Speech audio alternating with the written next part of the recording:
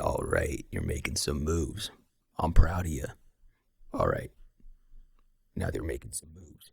You're getting invited to more high end races, which means you're definitely going to need an upgrade. And I'm not talking cosmetics. We need some more stuff under the hood. Luckily, I got a guy. I've known him for a while. He's good. Really good. Best in the city. He's the best mechanic around. I'm surprised though nobody scooped him up earlier. He doesn't really drive that much anymore. For him, it's not what the car can do for you. It's what you can do for the car. He takes care of his rides. Oh, he does, with excellent care. To him, cars are like animals. You take care of them, form a bond with them. And that's a pretty good way of looking at it. You do for them, they do for you. I mean, I see it as a machine or a tool, but others see cars as weapons. Something that invokes violence in others, brings our demons out. But sometimes you gotta let that demon free. But there's also this way of looking at it. We can go as fast as we want, when we want, where we want, how we want. Nobody can tell us otherwise. Except for rival crews. The law here may be vicious. But we got more venom. We got more of a bite. They got a bark. They may have spike strips. But we don't always have to use a road. Oh, trust me. The police think they have us here under their thumb, when really, they're under ours. We own the night. We're not vigilantes. We're not felons or crooks. We're freedom fighters. Some may call us terrorists. But one man's terrorist is another man's freedom fighter. And you're fighting for a hell of a lot of freedom. You just need a little bit of a boost.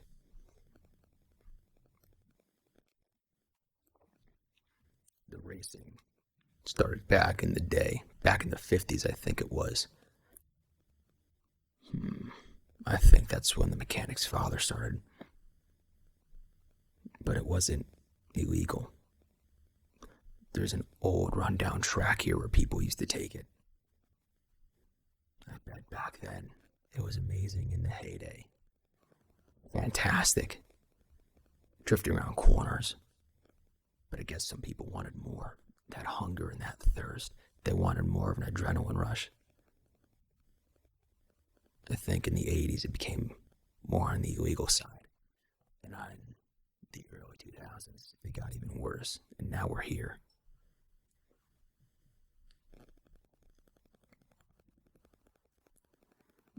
Some people still use older cars like me. We don't want to be drenched in neon, have underlights and the whole 9 yards. We don't need spiffy. We just need a lot of brute force. We itch for the finish line, no matter how we look. But others, RGB everything, they want to be seen and noticed. Some like fast and loud, some like fast and quiet, some like fast and flashy. But however you take it is how you take it. No, I'm not gonna judge. This is freedom. So how can we judge our freedom?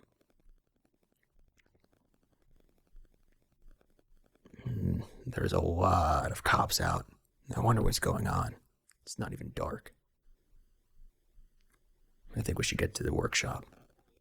We'll talk on the way.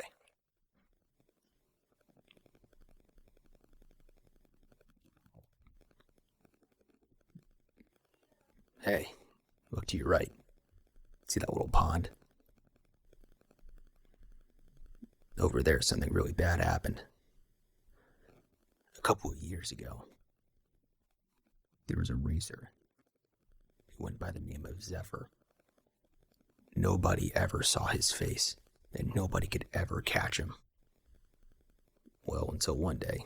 But he was racing one day. The cops thought they could take him out. They turned those cars right over. They were both on the side. They were both going to ram into him at the same time, right and left. At the last possible second he brakes, they slam into each other. One car pushed the other off, went right into the pond, flipped over. That officer was sent to the hospital because they took things too far. They tried to kill him.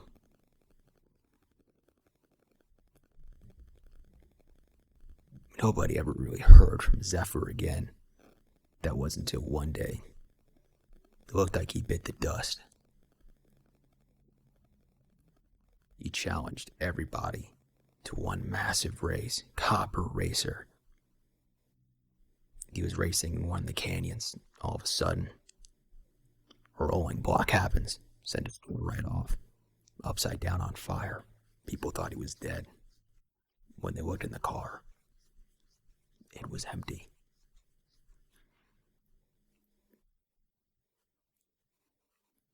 And then 2 years later, in another city, somebody started making similar moves to his. But that city's on the other side of the United States. Maybe he moves quick, but if you ask me, he drove there. He wouldn't fly. He loves the engines too much to be in a plane. Now, everybody's fighting for turf here ever since he left. Cops and racers. Racers against racers. Cops against racers. I wouldn't be surprised if there's officers just going after each other for more of a reputation, saying, I can uphold the law more, when in reality, who knows what the law is? I can see them giving us a track one day where we can all race out again. But who knows?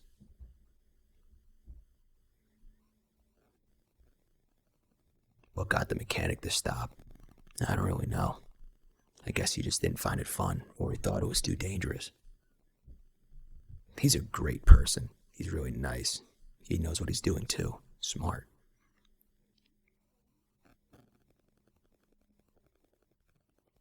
He might give you half off on some of the upgrades.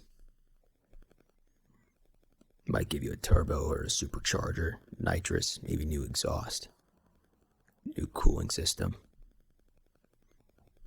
He doesn't really do the cosmetics. If it's under the hood, he'll do it.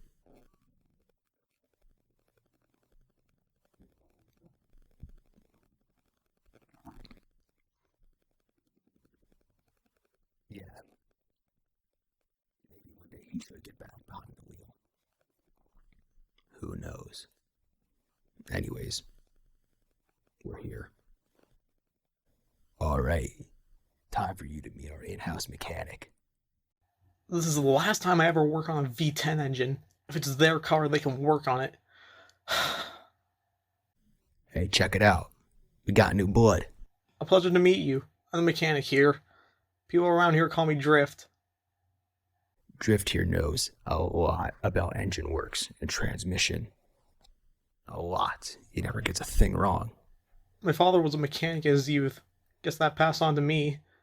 He taught me everything about this stuff. Besides the illegal street racing part, but he doesn't need to know about that. Yeah, how about we don't tell your old man about, the illegal part and ramming people into buildings. If you ever need anything installed in your car, just let me know. I got you covered. He works quick too. I've seen him swap engines in under 5 minutes. He's talented. Oh. I heard the next race is near the heart of the city. It seems like the police are already gearing up. Please, for the love of God, be careful. We can't lose them this early, Todd. Take care of them, okay? Believe me, I got it under control. You don't need to worry. I got a little ace up my sleeve for this race. Come on, I'll show the both of you.